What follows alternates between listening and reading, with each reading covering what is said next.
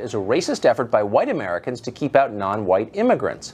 But one black civil rights advocate says, in fact, the biggest victims of low-wage illegal labor are black men in this country who see their own job opportunities dry up and their own wages undercut. Peter Kirsanow is a member of the United States Commission on Civil Rights. He was also a candidate for President Trump's Secretary of Labor, and he joins us now. Peter, thanks a lot for coming on. Thanks for having me. So this is a position you don't hear very much, but makes a kind of intuitive sense. Unpack it, if you would. What do you mean when you say that black men in America are the biggest victims of this? Sure. Well, just to give you a little bit of background, we've conducted at least 3 hearings over the last 6 years of the Civil Rights Commission on this discrete issue.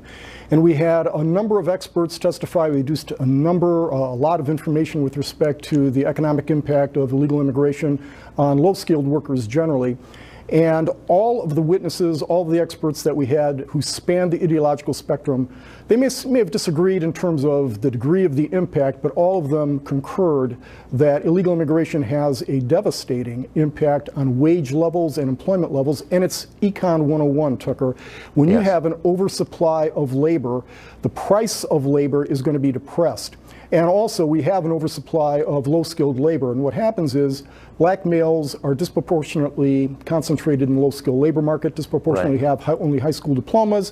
And over the last about 20 years or so, the bulk of our immigration, or both legal and illegal, has been on the low-skilled side. So we have an oversupply of low-skilled labor.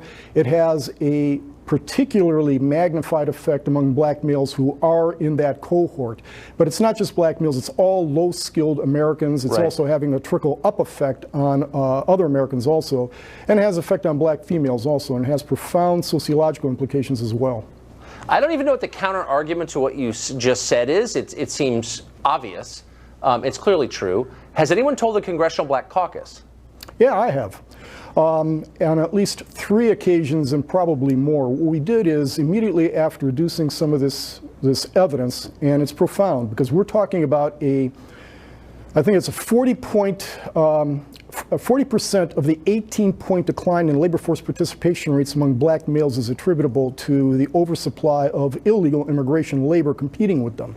So we're talking about, at the very low end, hundreds of thousands of blacks losing jobs, probably, if you do the math, up to 1.2 million blacks losing jobs.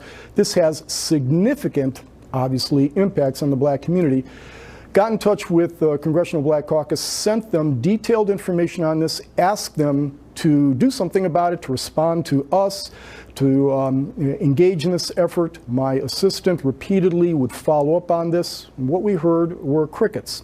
Did the same thing with President Barack Obama, crickets again. And this isn't some minor matter. When we're talking about a labor force participation rate of 61.8%, an appalling labor force participation rate among black males, and again, family formation rates are affected by this, incarceration rates are affected by this. This may be one of the top issues facing the black community, but I've heard silence, but worse than silence, frankly. We've seen Congressional Black Caucus and many others embrace the open borders philosophy that's done such damage to black employment prospects. This seems like a scandal to me. Can you explain it? I think it really has to do with political imperatives. I really can't explain it going beyond that. I can't get into their heads.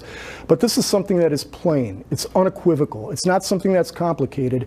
And yet they've embraced an element that actually does egregious harm to the prospects of the black community. And again, I'm focused right now on the black community, but it does incredible harm with respect to all employment at the low-skilled level. And then we've seen what's happened with H-1B and H-2B visas.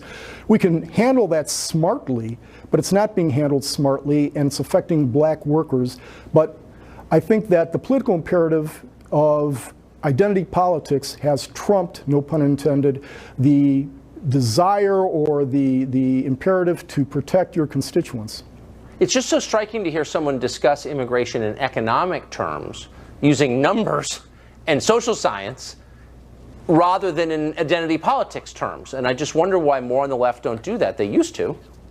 I think again, I'm not an expert at these things, I'm just kind of surmising, but if you take a look at what they've been doing for the last several years, engaging in identity politics, I think they made a demographic calculation that if they were able to specify certain groups that they think that they can stir up so that they will vote in a particular fashion. That augurs to their short-term benefit, regardless of what happens to their constituents. It's shocking. Peter, thank you for that. That was a great explanation. Thanks for having me. Well, NASA announced today